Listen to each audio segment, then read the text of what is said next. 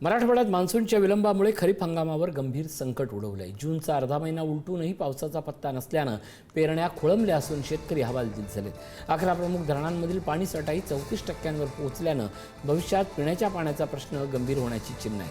हवामान तज्ज्ञांनी घाईत पेरणी न करण्याचा सल्ला दिला असला तरी पावसाअभावी निर्माण होणारी चारा टंचाई आणि पिकांचं नुकसान यामुळे शेतकरी वर्गासमोर चिंतेचे ढग गडद झालेत। माझ्याकडे 10 एकर शेती आहे। मी आता कालचा अवकाळी पाणी पाऊस पडल्यामुळे मी 3 एकर हळद लागवड केलेली आहे आणि आणखीन खत बियाणं मी सगळं घरी भरलेलं आहे।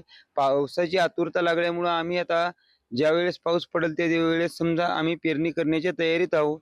मात्र आता पावसाने काय साथ देते न देते याची काही गॅरंटी आम्हाला सध्या नाही। माझ्याकडे जवळपास 16 एकर शेती आहे।